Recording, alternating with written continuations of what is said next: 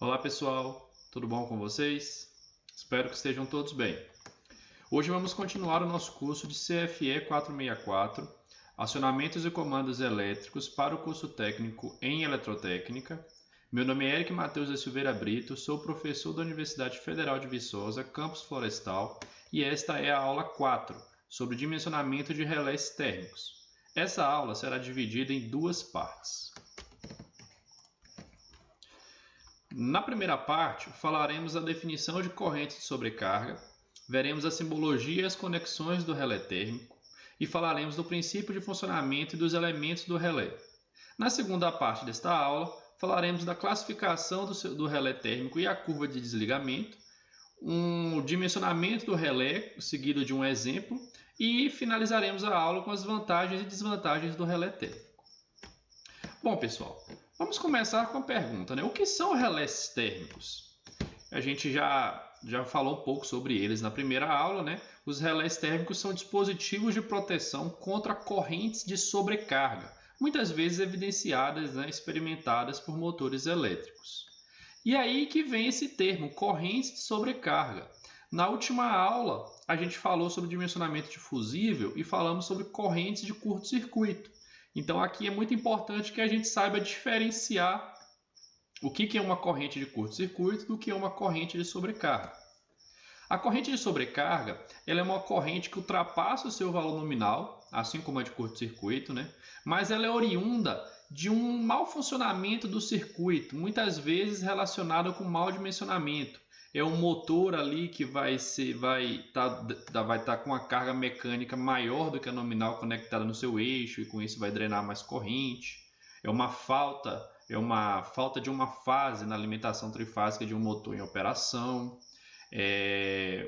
Um excesso de componentes, né, conectados a um circuito, excedendo a sua potência nominal. Então, são diversos motivos, diversos fatores que fazem com que essa corrente de sobrecarga aumente, certo? E aí, com o aumento dessa corrente de sobrecarga, ela não tem um valor tão elevado quanto a corrente de curto-circuito e por isso muitas vezes ela pode não ser perceptível. Ela não vai causar danos muito rápido no circuito. Inclusive o circuito vai poder operar um tempo com essa corrente de sobrecarga até que os problemas apareçam, tá? Diferente da corrente de curto-circuito, que é uma corrente de curta duração, como ela tem um valor muito elevado, por onde ela passa, ela é logo percebida, ela causa danos de forma instantânea, né? E diferente da corrente de sobrecarga, que é uma corrente mais de longa duração, que ela vai elevando a temperatura dos condutores até que, depois de passado certo tempo, que depende da intensidade da corrente, venha causar algum problema. Um exemplo que a gente tem aqui de corrente de sobrecarga que não está relacionado a motores, tá? É, por exemplo, no filtro de linha, numa tomada da nossa casa, né? A gente dimensiona o nosso circuito, a nossa instalação elétrica, né? Ela é dividida em circuitos e cada circuito a gente dimensiona uma potência máxima, que está relacionada com o número máximo de componentes que a gente pode conectar naquele circuito.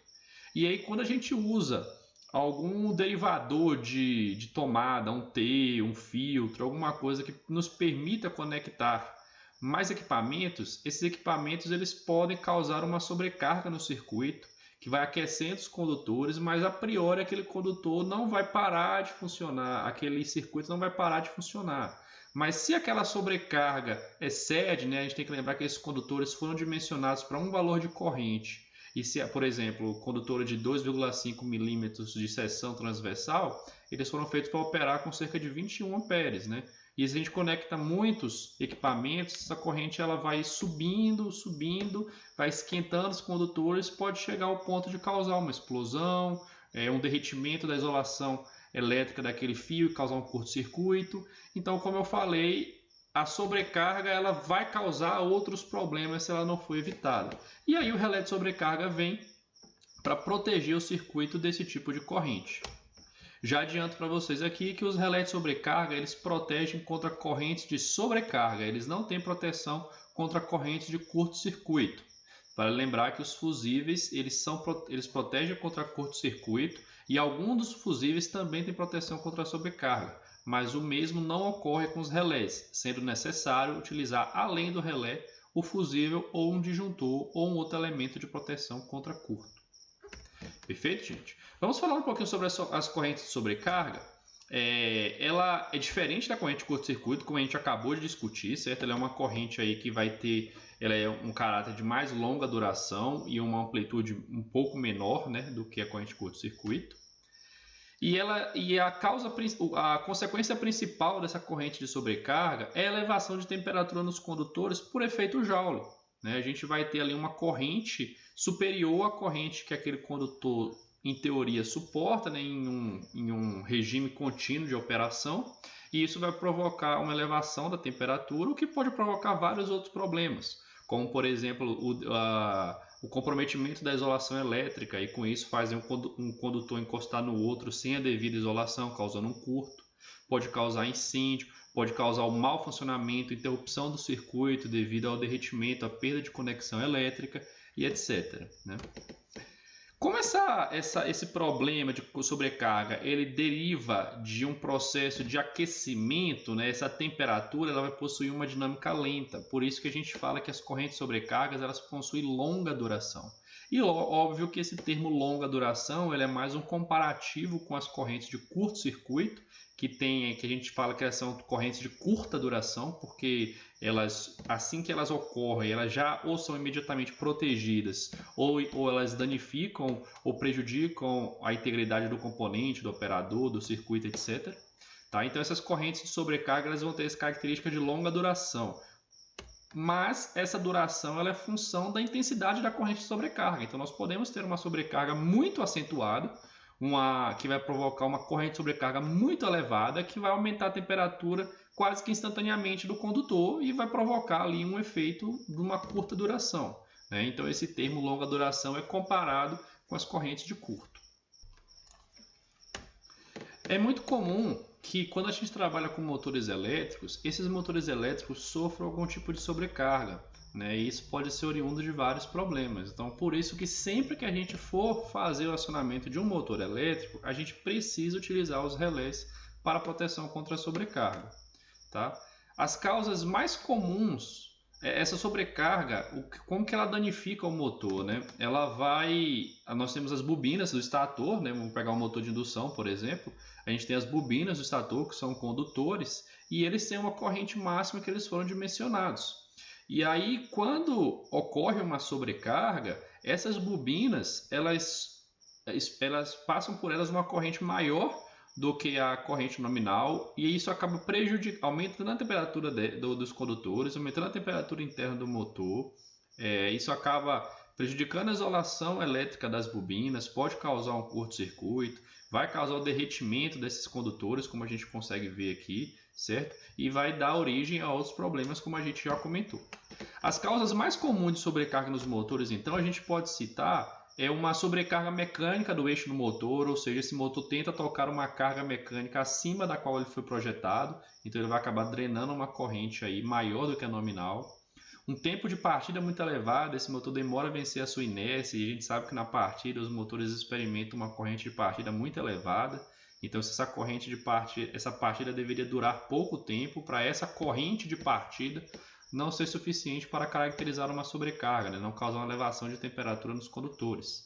Mas se essa partida é muito demorada, essa corrente de partida elevada ela vai causar sim sobrecarga nas bobinas do motor.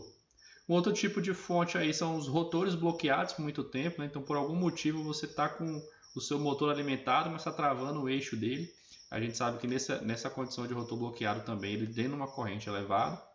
A falta de fase. Se um motor de indução já está em funcionamento com as 3 fases gerando campo girante no interior dele e uma das fases cai, a gente já sabe, né? Já é conhecido que esse motor ele não perde o seu sentido de giro, a sua rotação. Ocorre ali uma vibração mecânica, mas ele continua a funcionar, porém causa uma sobrecarga nas outras 2 fases que continuam a operação, porque elas têm que suprir a corrente daquela terceira fase que caiu. Essa é uma das principais causas de sobrecarga em motores elétricos também, juntamente com a sobrecarga mecânica no eixo do motor. Tem outro ponto aí que é a falta de ventilação no motor, se por acaso aquela ventoinha que ajuda na ventilação do motor, ela não está funcionando, está quebrada por algum motivo, e isso aumenta a temperatura interna do motor, pode causar sobrecarga. alguma conexão errada, o motor era para ser ligado em delta, você ligou em estrela, acabou ligando numa tensão maior do que deveria, coisas do tipo pode causar uma sobrecarga, e variações de tensão e de frequência da rede elétrica, certo? Tudo isso vai causar sobrecarga nas bobinas do motor. Aqui a gente tem a simbologia do relé térmico, então como é um dispositivo de proteção, o símbolo dele é o F, tá? Esse símbolo quadrado aqui, ele representa o elemento bimetálico de proteção contra a sobrecarga. E aqui a gente tem que o relé térmico vai ser utilizado tanto no circuito de potência quanto no circuito de comando. Então, no circuito de potência, nós vamos ligar esse nosso relé térmico em série com a corrente nominal da carga, perfeito? Então, nós temos os terminais 1, 2, 3, 4, 5, 6, ou L1, L2, L3, T1, T2, T3, né? A nomenclatura que vocês acharem mais conveniente. Mas essa simbologia aqui, ela está presente no circuito de potência do acionamento do nosso motor. Nós temos também os contatos auxiliares do relé térmico, que vão ser responsáveis por fazer a interface do circuito de força com o circuito de comando. E nós temos basicamente dois contatos auxiliares, um normalmente fechado e um normalmente aberto, 95, 96, 97 e 98. Esse contato auxiliar normalmente fechado, 95, 96, ele é muito importante para o relé térmico e nós vamos ver por quê. Então, sempre tenham esse cara em mente, tá? E aqui esse símbolozinho aqui indica que o acionamento, a comutação desses contatos é através do relé de sobrecarga, né? Bom, vamos às conexões do relé térmico então. Normalmente esse relé térmico ele vai ser acoplado ao contator principal, por onde passa a corrente elétrica. Então não são fios condutores que vão ligar o contator no relé térmico, né? Então como a gente consegue ver aqui, ó, aqui a gente tem um contator e um relé térmico da Siemens, aqui a gente tem um contator e um relé térmico da WEG, né? Então esse relé térmico ele tem aquelas três barras, né? Aquelas três barras metálicas que elas vão encaixar perfeitamente aqui nas aberturas de saída, os terminais de saída T1, T2, T3 do meu contator vão ser parafusadas ali e vão ser acopladas ao contator. E a gente vai ver por quê, certo? Por isso é muito importante que quando a gente vai fazer o dimensionamento do relé térmico, a gente escolha um contator que seja compatível, né, para que a gente consiga acoplá-lo. Então, se for uma instalação nova, nós vamos comprar o contator relé térmico já compatível. E se for uma instalação antiga, que se deseja fazer a troca do relé térmico, ou era um circuito que não tinha proteção e a gente deseja adicionar proteção, temos que tomar cuidado para comprar um contator, um relé térmico que encaixe perfeitamente no contator. Normalmente, os manuais, os datasheets dos relé térmicos, eles já têm a referência do contator que permite esse acoplamento. É muito importante que vocês saibam, pessoal, que o relé térmico ele não interrompe o circuito de potência sozinho. Então, como ele está acoplado ao contator, ele não vai ali abrir aquele contato sozinho, certo? Quem faz isso é o contato auxiliar do relé térmico, aquele 95-96. Então, olha só, a gente tem aqui o relé térmico, perfeito, e o contator aqui embaixo. E aqui a gente tem no nosso circuito de alimentação o contato normalmente fechado, o 95-96 do relé térmico, alimentando a bobina desse contator. Então, quando acontece? Quando passa uma corrente de sobrecarga aqui, que eu vou chamar de ISG, sobrecarga, esse cara, quando ele percebe a sobrecarga, ele vai comutar os seus estados dos contatos auxiliares. Então, o 95-96, que é fechado, vai abrir, e o 97-98, que é aberto, vai fechar. Quando esse 95-96 abre, ele interrompe a passagem de corrente pela bobina do contator e abre o contator.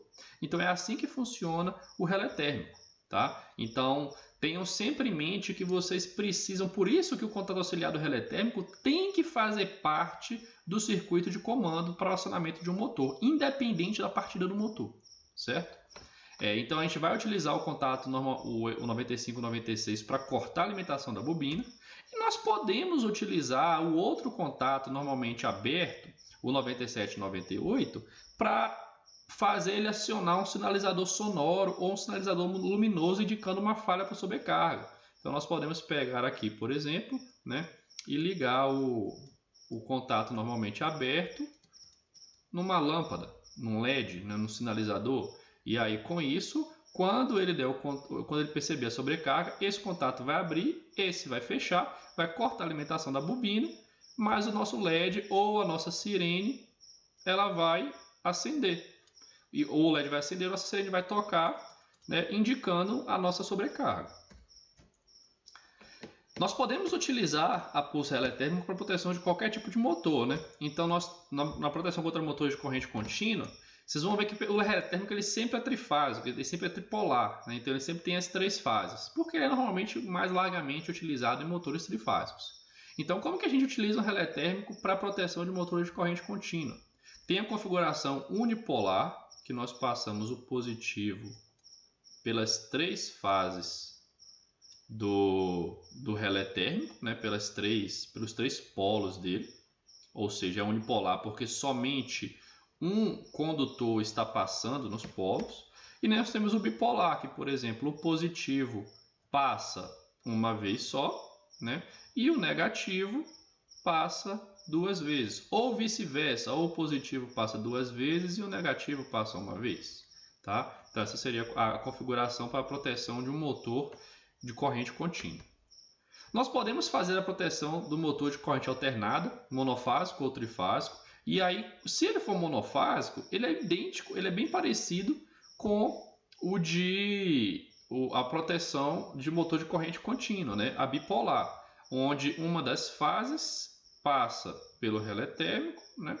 E a outra fase passa pelo outro polo do relé.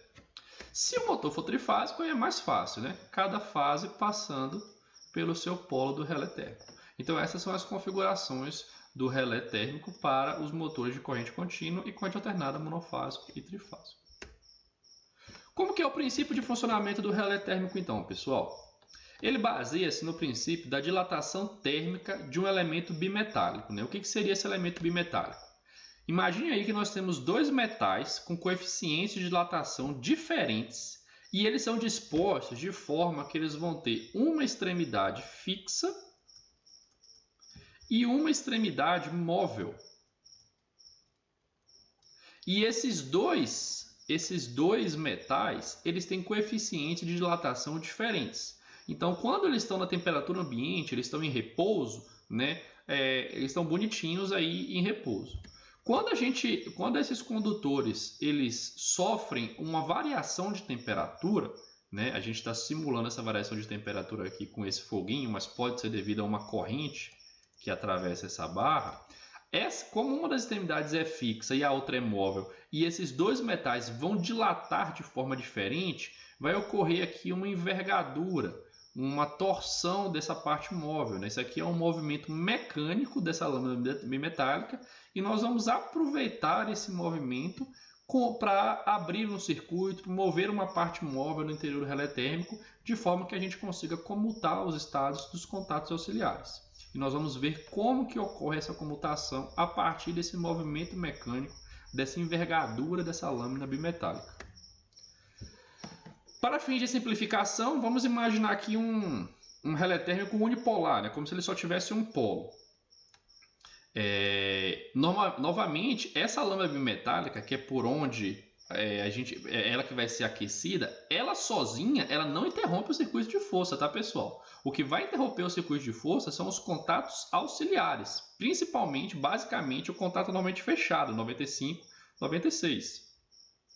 O que essa lâmina bimetálica faz é mover uma parte móvel de forma a comutar os estados dos contatos auxiliares. Então aqui, por exemplo, a gente consegue perceber aqui que a gente tem uma bobina e essa bobina está enrolada na nossa lâmina bimetálica, né? Essa aqui é a nossa lâmina com a extremidade fixa e a extremidade móvel. Perfeito? E aqui é por onde passa a corrente do motor, que eu vou chamar de IM. Vou chamar de ISG, que foi o que eu chamei de corrente de sobrecarga lá mais cedo, certo? Quando essa corrente de sobrecarga passa por essa lâmina, ela vai esquentando essa lâmina, ela vai aquecendo essa lâmina, ela vai fornecendo calor devido ao efeito Joule para essa lâmina. E aí essa lâmina, ela vai, quando ela ultrapassa, né, a sua temperatura na qual ela foi projetada, ela vai sofrer uma leve envergadura, né, um movimento mecânico aqui nesse sentido. Perceba que aqui, ó, em repouso, tá? Esse aqui está em repouso, nós temos aqui, ó, um contato auxiliar, normalmente fechado. Então, por aqui circula uma corrente. Essa corrente é a corrente que vai para o contator, para a bobina do contator, certo? Então, esse contato normalmente fechado aqui está permitindo a alimentação da bobina do contator. E aí, quando ocorre esse movimento mecânico aqui, ó, essa lâmina ela está acoplada aqui a uma estrutura móvel, ela vai empurrar essa barra também móvel aqui para a direita, no caso. Então, aquele contato normalmente fechado que a gente tinha, ele vai abrir, ele vai cortar a alimentação da bobina do contator. E aqui, ó, nós temos agora um novo contato, um contato normalmente aberto, tá? Então esse contato aqui era normalmente fechado. Aqui a gente tem um contato normalmente aberto que pode ser utilizado, por exemplo, para alimentar uma lâmpada, né? Se a gente ligar aqui uma das fases, alimentar uma lâmpada, alimentar um buzzer, indicar que ocorreu a sobrecarga. Então esse seria o princípio de funcionamento do relé térmico. Se a gente utiliza aqui, isso aqui já é uma visão mais real do que existe dentro do relé térmico, né? A gente consegue perceber os elementos internos do relé. Como o relé é sempre trifásico, né? A gente sempre conta ele tripolar, a gente consegue ver aqui, ó, as três lâminas, nós vamos ter uma para cada fase, L1T1, L1T1, L1T1. Perceba que a corrente do motor por fase, ela entra aqui e ela sai aqui, ela não é essa corrente de sobrecarga, ela não é interrompida, tá? Esse contato aqui, em momento nenhum, esse contato é aberto, né? Esse contato aqui, essa conexão elétrica é desfeita, ela é interrompida. E aí, nós temos essas três aqui, e essas três elas estão conectadas a um cursor de arraste aqui, uma parte móvel, que vai, quando essa barra sofrer a dilatação, ela vai se movimentar, nesse caso, para a esquerda, fazendo esse cursor de arraste se mover para a esquerda, né? Esse cursor vai movimentar aqui uma nova barra. Essa barra aqui é uma barra de ajuste, ela está relacionada com a corrente de ajuste desse relé térmico. Então, à medida que a gente regula essa corrente, a gente está regulando aqui essa torção, né? Essa rigidez dessa barra. Quer dizer que ela vai precisar de uma força maior ou menor dessa barra bimetálica para empurrar esse cursor de arraste para a direita, e uma força maior quer dizer uma dilatação maior, quer dizer que precisa de uma corrente de sobrecarga maior para fazer esse movimento. Tá? Então aqui nós temos uma barra bimetálica auxiliar, uma lâmina bimetálica auxiliar, que ela está configurada com ajuste de corrente. E aqui nós temos uma estrutura, né, que ela tem aqui, ó, o contato 95, 96, que é o contato auxiliar normalmente fechado. Quando essa barra move para a direita, eu vou empurrar esse cara para cá, né, essa barra para cá, vou abrir esse contato 95, 96, e quando essa barra ela vem para essa posição aqui, ele fecha o contato entre o 97 e o 98. Então eu abri o contato 95, 96 e fechei o contato 97, 98. A gente consegue perceber aqui que a gente tem mais duas coisas muito interessantes. A primeira delas é esse botão de teste, o 3. Perceba que para esse relé térmico funcionar, eu precisei de uma sobrecarga para essas lâminas bimetálicas empurrar esse cursor de arraste para a esquerda e esse cursor de arraste movimentar essa estrutura móvel para a esquerda. Mas eu posso simular, eu posso testar essa sobrecarga através desse botão de teste, né? Então é um botão que eu pressiono com a minha mão aqui, ó, com o meu dedo, eu pressiono esse botão e eu verifico se o meu circuito está protegido contra uma sobrecarga sem esperar que ocorra de fato a sobrecarga, tá? E aí quando ocorre a sobrecarga, que esse contato chega nessa posição, ele vai ser travado, tá? Então vai ter uma trava aqui, e essa trava ela vai se soltar ou quando a gente aperta o botão de rearme manual, ou se esse botão se não estiver na configuração de rearme manual, estiver na configuração de rearme automático, assim que esfriar, que essa barra voltar para o lugar, que isso tudo voltar para o lugar, esse cara também retorna para o lugar e os contatos voltam para o seu estado natural. O que era normalmente fechado volta a fechar e o que era normalmente aberto, que estava fechado, volta a abrir. Vamos ver um pouquinho mais sobre esses botões agora. Vendo uma vista externa agora, né, do relé térmico, a gente consegue identificar aqui, ó, aquelas barras, né, a gente já viu que elas fazem parte das lâminas bimetálicas, elas vão ser aqui parafusadas no contador diretamente, então a gente vê que não são cabos, não são fios externos, são as barras, porque é daqui que a gente vai aquecer as lâminas bimetálicas. A gente consegue ver aqui embaixo, ó, os T1, T2, T3, que são os contatos de saída do relé térmico, que normalmente a gente vai alimentar no motor elétrico, por exemplo. Tá? Aqui, ó, 95, 96 é o contato normalmente aberto, a gente tem exposto aqui a conexão deles na parte de baixo.